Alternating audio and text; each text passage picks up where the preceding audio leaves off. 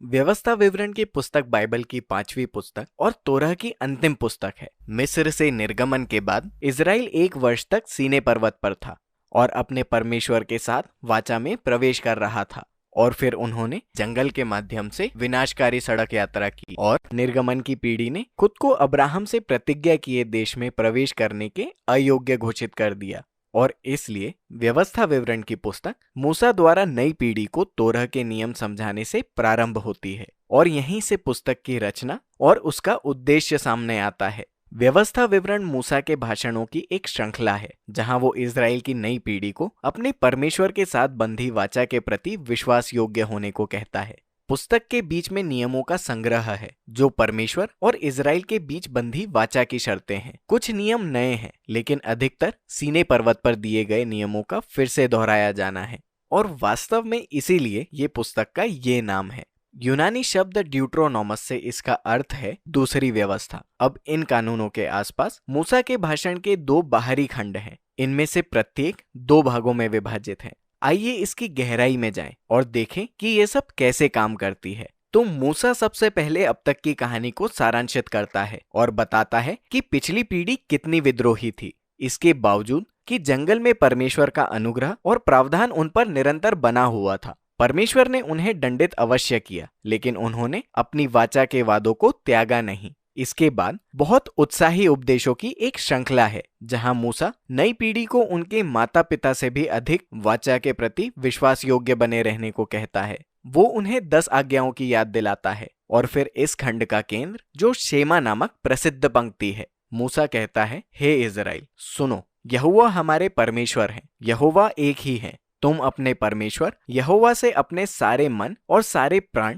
और सारी शक्ति के साथ प्रेम रखना। ये यहूदी धर्म में बहुत महत्वपूर्ण दैनिक प्रार्थना बन गई और ये पुस्तक के सभी विषयों को एक साथ लाती है। तो सुनना या इब्रानी में शेमा शब्द का अर्थ सिर्फ सुनने से बढ़कर बहुत कुछ है। इसके अर्थ में सुनकर उसका प्रत्युत्तर देना है या कहे तो आज्ञा मानना। और इब्रानी में प्रेम शब्द सिर्फ भावना से कहीं अधिक है। ये पूरे हृदय से परमेश्वर की भक्ति करने का निर्णय है जिसमें तुम्हारी इच्छा और भावनाएं, दिमाग और हृदय शामिल है। अब इजराइल के लिए परमेश्वर के प्रति उनकी आज्ञाकारिता और भक्ति बड़े उद्देश्य को पूरा करती है। नियमों के प्रति आज्ञाकारिता इजराइल को जातियों के बीच विशेष बनाएगी, जैसा परमेश्वर ने सीनै पर्वत पर कहा था। वो याजकों का राज्य बन जाएंगे। और मूसा अब बताता है कैसे। व्यवस्था का पालन करके इजराइल के पास पूरी दुनिया को परमेश्वर की बुद्धिमत्ता और न्याय प्रदर्शित करने का मौका था। शेमा में अन्य मुख्य विचार ये है कि केवल इजराइल को यहोवा की आज्ञा मानने और उसी के प्रति समर्पित रहने को कहा गया था,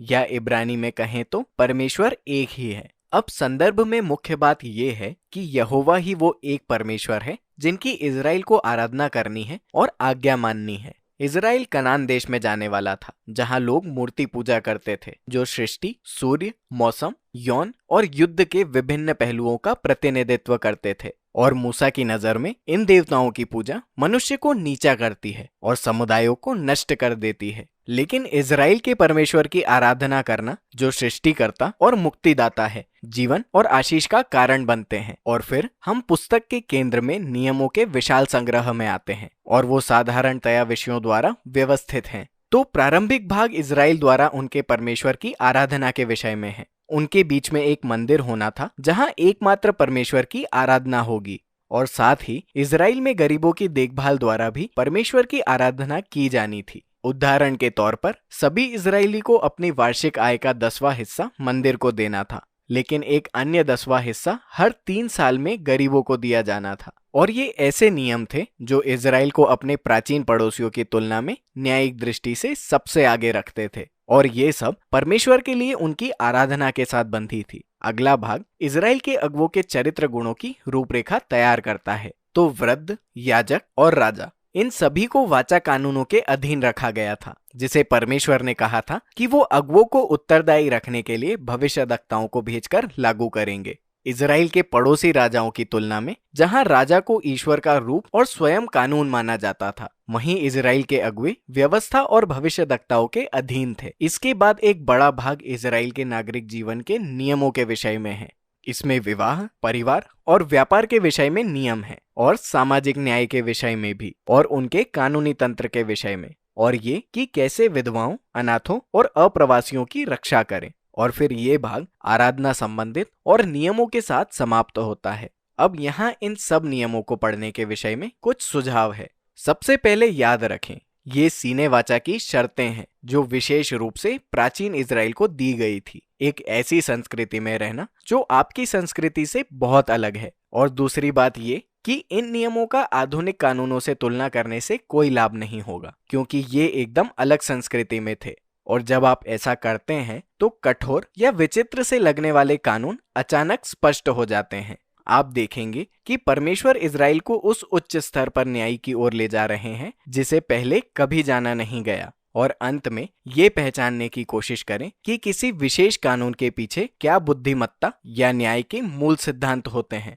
और आप वहां सचमुच महत्वपूर्ण बातों को पाएंगे। और यहाँ अतिरिक्त मूल्यांकन का एक कार्य है। देखें कि प्रेरित पौलुस ने कुरिन्थियों के नाम अपने पहले पत्र में ये सब कैसे किया। अध्याय 9 पद 9, और वहां वो व्यवस्था विवरण अध्याय 25 पद 4 का जिक्र करता है जो वास्तव में दिलचस्प है। तो अब मूसा पर वापस आते हैं। सभी नियमों को बताने के बाद वो अंतिम आह्वान करता है कि इजराइल को अपने परमेश्वर को सुनना और उन्हें प्रेम करना चाहिए। वो पहले सावधान करता है और अंतिम चेतावनी देता है। अगर इजराइल अपने परमेश्वर की बात सुनता और उनकी आज्ञा का पालन करता तो सब कुछ बढ़िया होगा, बहुत बहुत सारी ईश्वरीय आशीष होंगी। लेकिन अगर वो नहीं सुनते और विद्रोह करते तो अकाल, विपत्ति, विनाश और अंततः निर्वासन होगा। और फिर मूसा एक निर्णय लेने पर बल देता है। वो कहता है, आज मैं तुम्हारे सामने जीवन या मृत्यु, आशीष या शाप, भलाई या बुराई रखता हूँ। तो अपने प्रभु परमेश्वर को प्रेम रखने और उन्हें सुनने के द्वारा जीवन चुने।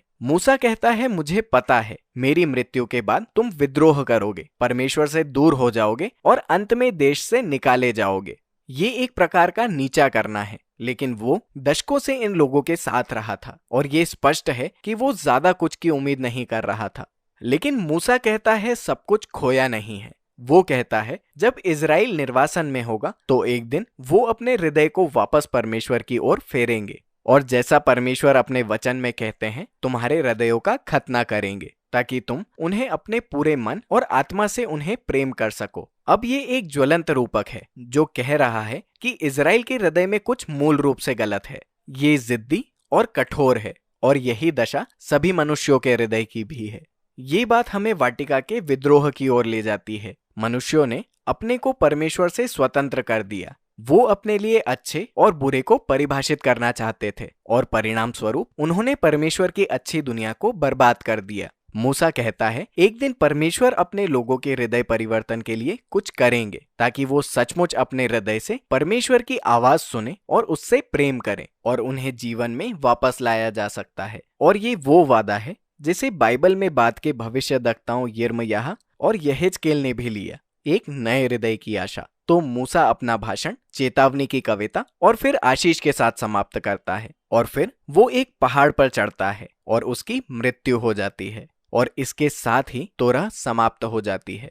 बाइबल की कहानी के सभी मुख्य कथा वस्तु अपने स्थान पर है लेकिन अनसुलझे छोड़ दिए गए हैं। स्त्री का वंशज कब आकर बुराई को पराजित करेगा या परमेश्वर कैसे पूरी दुनिया को बचाएंगे और इस परिवार के द्वारा सब जातियों को आशीष देंगे और कैसे परमेश्वर की पवित्रता उन लोगों के साथ मेल करेगी जो विद्रोह करते रहते हैं और कैसे परमेश्वर अपने लोगों का हृदय परिवर्तन करेंगे। पता लगाने के लिए आपको बस पढ़ते रहना होगा। लेकिन अभी के लिए व्यवस्था विवरण की पुस्तक में बस इतना ही।